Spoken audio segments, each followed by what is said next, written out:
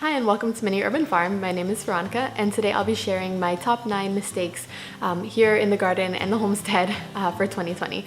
Hopefully you'll be able to learn from some of my mistakes and save yourself the headache, and at the end of the video I will also share some of the things that I think went really well in the garden and on the homestead for 2020. Even in this small space we're able to garden and homestead and just try to make sure that we have the best food for our family as possible. Just as a side note, I was gonna film this video out in the garden. However, I woke up this morning and it was about 40-ish, 45 degrees outside, which is a little bit too cold for this Florida girl. So we will be filming this video in the kitchen for now. All right, so definitely my biggest mistake in 2020 was not preserving food. Of course, around February, March, the pandemic hit, and then all the food in the supermarket was just wiped out. I remember going to the supermarket with my partner and we couldn't find food on the shelves. We came home with things that just didn't make sense for us to eat, but we had them anyway, just in case. Lots of canned foods that we would never really have in our pantry, different things in the freezer that are probably still there right now. It was just very eye-opening to know that we had gardening space, and I've had a garden forever, since I was a little girl, and then I've never actually preserved any food. We live in zone 9B in Florida, so we garden most of the year. It just didn't seem like a necessity to me up until that time. Of course, after that, I started looking up ways to preserve food, whether it's canning or freezing, and trying to incorporate that into our daily gardening routine as much as possible. I have not gotten into the canning space yet, but we definitely started preserving some of the things in oil, like tomato confit and freezing green beans and that sort of thing. So it's been really helpful and very eye-opening this year, but definitely that was a top gardening mistake. And if you haven't learned how to preserve food yet, or if you haven't started looking up or done some research on how to preserve food, I would definitely encourage you to do so. This pandemic is not over, and even just for future, hopefully once this pandemic ends, you know, it's still good to have something in the pantry just in case. We live in Florida, so if a hurricane hits or something like that, it's always good to just have an extra backup supply of food in the pantry. Alright, so my second mistake gardening in 2020 was not using the proper type of seed starting soil. So in the past, I have just usually gone to Home Depot or Lowe's or a local nursery and gotten seed starts. So little small plants, a couple weeks to maybe a month or two old, and transplanted them into the garden. I've only ever started seeds previously a couple of times, and generally went well. You just put them in the garden and they would grow. However, this year I wanted to start all of my plants from seeds for whatever reason, and I used the wrong type of seed starting soil originally. I've learned very quickly that in order to grow seeds, you have to use a proper seed starting soil, which is actually finer than the regular soil that you would find in the garden beds. So you can't just take that same soil and try to start seeds. You can do it, it might work, but you're gonna have a lot of issues with it. At least I did, and I know a lot of other people who have had the same experience. So generally, seed starting soil would be something like coco coir or peat moss in combination with a little tiny bit of topsoil or a little tiny bit of compost, something like that. But it's supposed to be very fine, and that's because seeds are very small, and as they grow, if you have a lot of dense soil, they're not able to grow out their roots and come up through the soil. So you really want something that's very fine textured. They sell seed starting soil at Home Depot, at nurseries. You can buy that, or you can make your own. I encourage you to do some research on that, but definitely if you're going to start seeds, try to get the proper soil mix to prevent the headache and have your plants dying, or even worse, just taking forever to germinate and then you just abandon them because it takes so long. And that's what ended up happening to me. They just took forever to get started, and then by the time that they did get started, they weren't as strong as other plants that I've had in the past of the same seeds and the same variety. So I kind of just gave up on that. I did some research and I realized my mistake was the actual soil. So don't do that. Definitely get the right type of soil to start your seeds. My third gardening mistake was not buying my seeds in advance. So I usually like to plan out everything ahead of time. For whatever reason this year, that was not the case. I think it was maybe because I was in the middle of moving up to a different region. I used to live in South Florida and now I live in Central Florida. And just one thing happened and another thing happened, and I just did not buy my seeds in advance. So I looked at planting my garden and I realized, oh, well, I need to buy my seeds. So I went online and I went to order my seeds, and then it just took forever to get here. It was just not a good experience having to wait for my seeds, checking the mail every single day, and especially with the delays at the post office and all that. I didn't really want to buy things at Home Depot. I wanted certain plants for last season, and I ordered them online, and by the time that they got here, it was not the right time to plant them out. It still ended up being okay.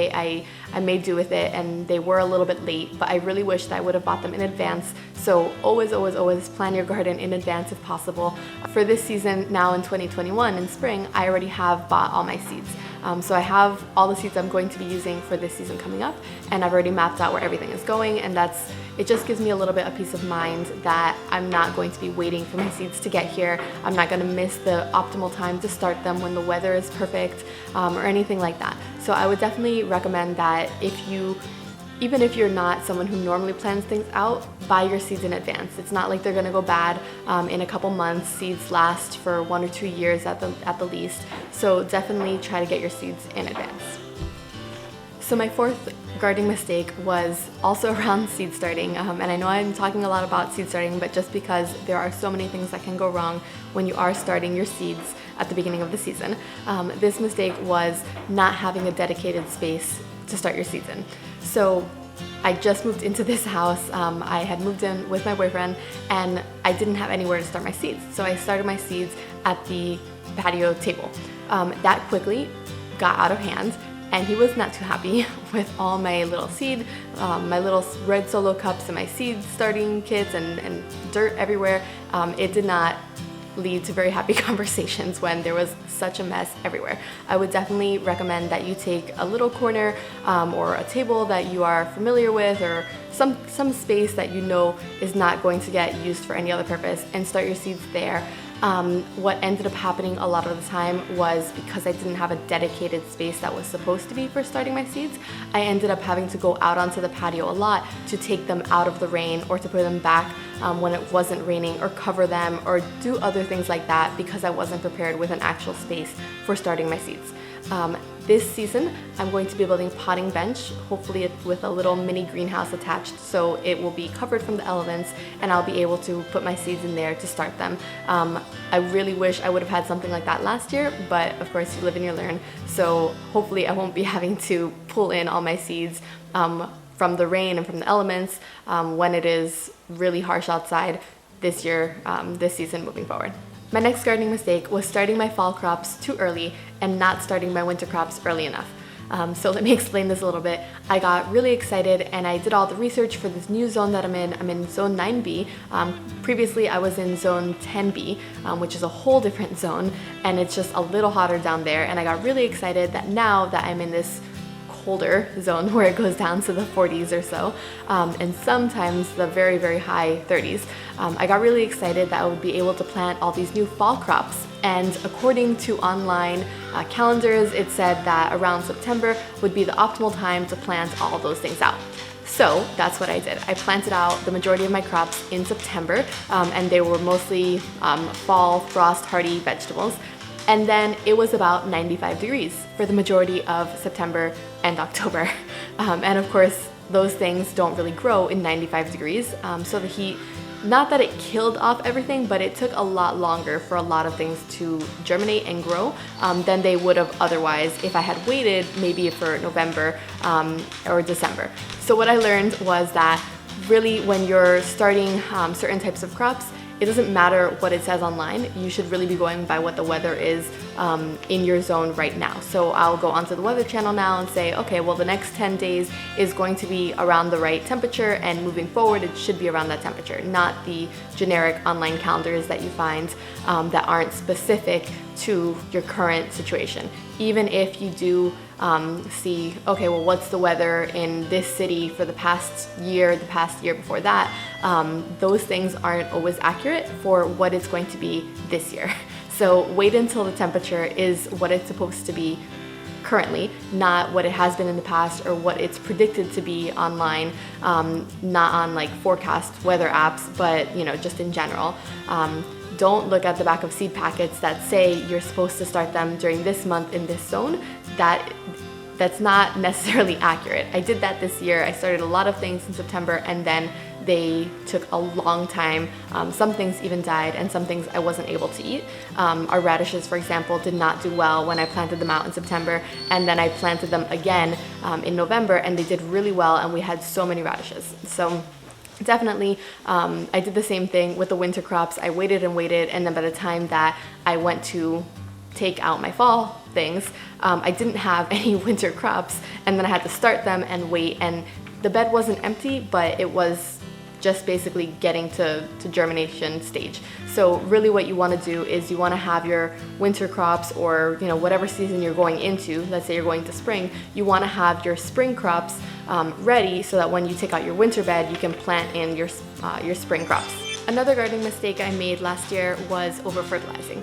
So I had been watching a YouTube channel, and they were talking about the great effects of bone marrow and blood marrow as a fertilizer. And I had never used any sort of fertilizer. I think back way when I started gardening, like 10 years ago, I was using some sort of Miracle Grow fertilizer thing, but I haven't used that in quite some time. So I wasn't really using any fertilizer except the compost that comes out of the compost bin.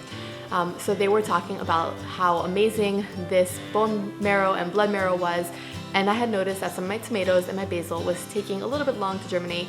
They had gotten stagnant and they weren't really growing. So I used the bone marrow and the blood marrow, and it worked perfectly. It was so amazing, and I just got a little bit too excited, and I put it on everything in the garden. Now most things did pretty well. So you're supposed to put some when you start seeds, and you dig a little hole, right? And you put some in the hole, and then you put your little transplant in the hole. You mix it up, and there's your plant. I did that for everything, and then on top of that I went through again, because the effects were so perfect. Everything was growing, everything was green and lush. I took that to mean that definitely they could use more of that. Not quite the case, and I put that on all my basil again. So thankfully I only did this on my basil. I'm not sure why I only did it on the basil. I had Genovese basil and I had Thai basil.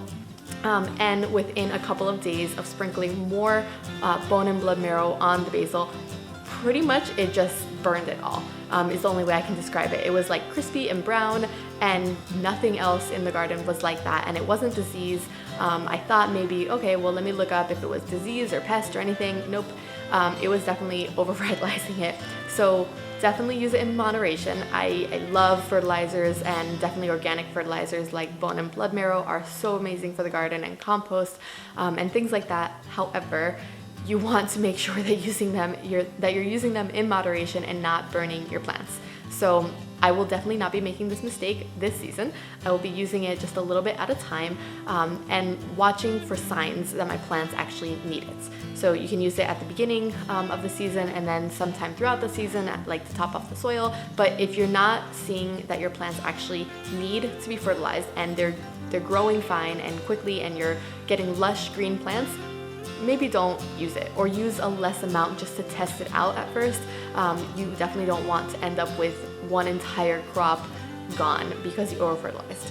Not taking care of disease in time on your plants was my next gardening mistake in 2020. So we had squash plants, butternut squash and acorn squash, and they did pretty well actually until about the end of the season, and I started noticing that they were getting some yellow and white spotting on them, and the leaves were like curling up, and then I started noticing that the flowers, instead of blooming, even though they had been hand pollinated, they were dying. So the flowers were just shriveling up and dying off the plant. It took me a little while to identify that plant actually had powdery mildew, which is why the flowers were not doing well and were dying, and we only got a limited number of squash fruit off that specific plant last season. So what I can say is, if you notice that your plants have any sort of disease signs, they're showing like yellowing or white spots or brown spots or shriveling up or anything like that, look it up.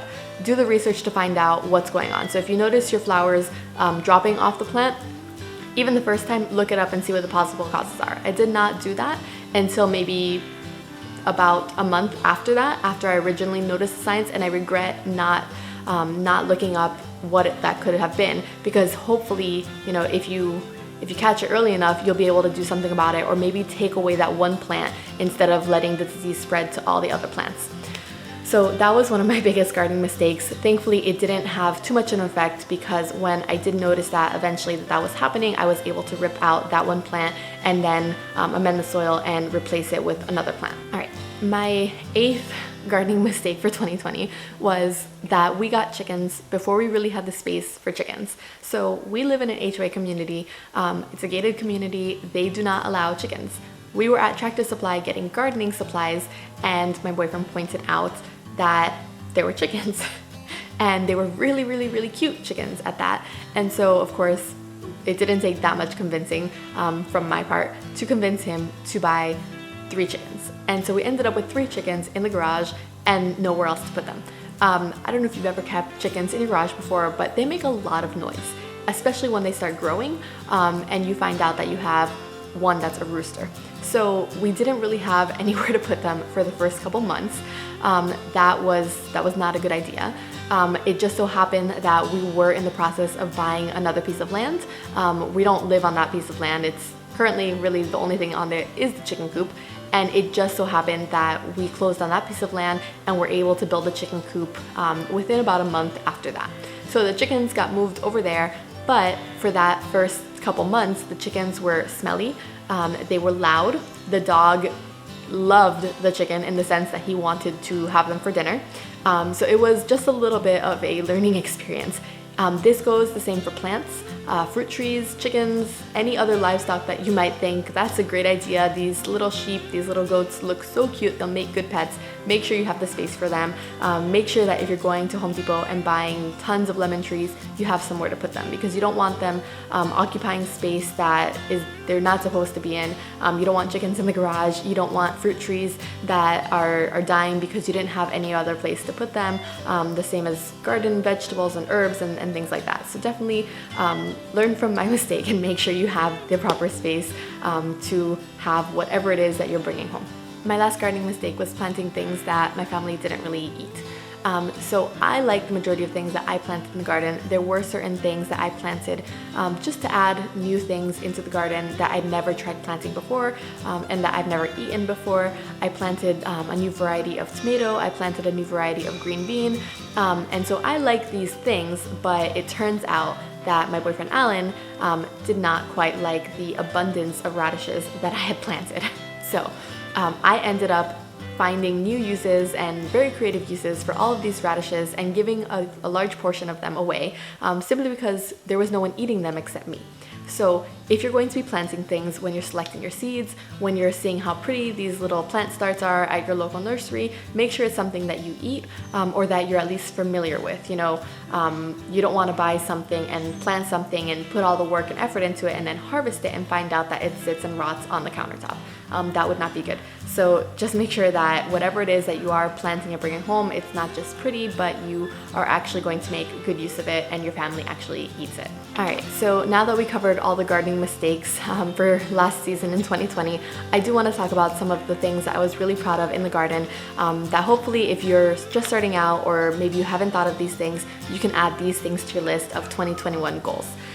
The first one that I'm really proud of is that I was able to set up a raised garden bed system. So in my previous house where I lived, I had 1 or 2 garden beds and it was much smaller of a space. Now I have a backyard and we're able to set up raised garden beds. We have 9 garden beds and they occupy, the entire little rock area garden with the garden beds occupy about 450 square feet, which is half of our side yard. We have 2 side yards and I have about 1/4 of the total yard area. So that I was really proud of. It was not the most convenient time to be setting them up in the middle of summer in Florida. It was about 110 degrees when we were setting them up outside and building them, but it really did pay off and we're able to grow all of our food starting in September in the garden beds, and that was really, really nice. Another thing that I was really proud of last season was that we were able to grow the majority of the vegetables that we eat, and we actually grew all of the herbs. I did not buy herbs for cooking the entire season. We have quite a few potted plants, herbs in pots actually, and we have quite a few herbs in the raised bed. So things like parsley, thyme, basil, oregano, we didn't have to buy any of that, which is great because I use them for so many things. I use them almost in every meal, and everyone in the family was also able to come and just go market garden shopping in the garden for whatever herbs they needed. That being said, we did not grow all of the vegetables that we eat. However, at the end of the season, we were eating the majority of our vegetables directly from the garden and preserving quite a few of them in the freezer. So that was really nice. We were able to cut down on our vegetable costs, on our grocery bill by about $80 a month, which is amazing, considering that it was the first season in this new house in the garden. And it was just such a goal that we had had for a long time, or that I really had had for a long time, and I was really proud of that. So next season moving forward, I want to even extend that and make sure that all of the vegetables coming out of our garden we are using, and we're not having to buy any vegetables at the grocery store. I do have a goal video specifically for 2021 that will be in one of our future videos, so stay tuned for that, but that was definitely something that I was really proud of for last season. Another thing that I was really happy that we started doing, which I talked about in the mistakes portion of the video, is that we actually started preserving some of the food. Of course, in the pandemic, a lot of things were wiped out on the grocery store shelves, and so that led us to preserve some food. I have not gotten into canning yet. That is one of my goals, to be able to can food. However, it terrifies me just a little bit, and it's definitely much easier to just freeze things, prepare them and freeze them if you have the space for that. So I actually like the taste of frozen vegetables better than canned vegetables, which is part of the reason why I just opted to start by freezing and by making other things that would store well in the refrigerator for a month or two at a time. So I was able to start doing some of that. That was something completely new to me. I have been gardening for years and years and have never felt the need to start preserving food, but I can tell you I will definitely be preserving food every season here on out. So if that is not something that you have started yet, I would definitely encourage you to try that, because it is such a great feeling knowing that you have extra food in the freezer, or wherever you're, if you're canning in the pantry, then you don't need to run out to the store. If you're missing something, you're able to produce it and preserve it yourself.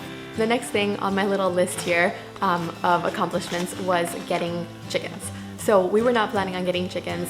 This was not in the cards for us this year, but like I said, they were just so cute, and we ended up with 3 chickens that day. About a month later, we ended up getting about 4 more chickens, and then after that, another 4 chickens. So we currently have 11 chickens, one of which is a rooster, and I'm really happy that we did, because even though they're not producing eggs now, they will be in another couple months, and that's something that I think is a great addition to having on our little mini urban farm, and being able to say that we're able to produce eggs and give away eggs to our family and friends, and just be able to produce more of our own food that way. Another thing that in 2020 I think went really well was butchering quail for the first time. It has been a goal of mine for a long time to get some sort of meat source and egg source. Even if it wasn't going to be chickens, it was supposed to be quail. That just ended up taking a back seat because we got the chickens, so it didn't make sense to add both things in at once. However, we decided that we did want to have some sort of meat source to produce for our family, and we were going to start with quail in the very near future. So if you want a meat source on your homestead or in your little corner of the world, you're going to have to butcher it. Now, I have never killed anything in my life. The thought of doing that just made me sick to my stomach. I do not do well with blood, so butchering 5 quail was quite an accomplishment. It's not as scary as it seemed originally, and I'm really glad that I was able to say that I am capable of doing it. So what we did was we got quail from a local source. We drove up about an hour away from our home. We bought 6 quail and we made them for dinner, essentially. So I butchered 5, my boyfriend Alan, he butchered 1 of them, and then it got easier. So now I know that if we do end up, or when we do end up adding quail onto our mini urban farm, I'm capable of actually putting them on the dinner plate. The last thing that you want is to have all of these cute little chickens that you just bought, or quail, or any other livestock, and then not be able to put it in the freezer. That is a good way to end up with 1,000 pets, which is not a bad thing, but definitely not the point of producing meat for yourself. So If that's not something that you've done before, I would definitely recommend adding it to your list of goals. It's fulfilling in the sense that you're able to produce something for your family, and you're capable of doing something like that. And then raising it would be a goal of ours, and then butchering it also. All right, so the last really big accomplishment, and I think this is probably the biggest one of all the accomplishments this year, was that we bought land. We bought about 1.7 acres, about 5-10 minutes from where we currently live. We have no plans for the next few years to move over there. Right now it's just going to be where the chicken coop is, ultimately where the livestock is, way down the road. Hopefully at the end of next year we'll have some more animals, but that is something that has been a goal of mine for a while. It just so happened that we kept looking at this one piece of property that was really, really nice, and it was in the perfect location, and ultimately we ended up purchasing that a couple months ago, and we ended up starting to clear it also. So that was a very big adventure. We rented the bush mower machine, and we learned how to use that, and we cleared out about 60% or so of it. We'll be going through again and clearing out the rest of it, but for right now we cleared just enough to have some more animals in the next few months on that property, which is something that I'm really, really excited for. So that was one of our biggest accomplishments this year.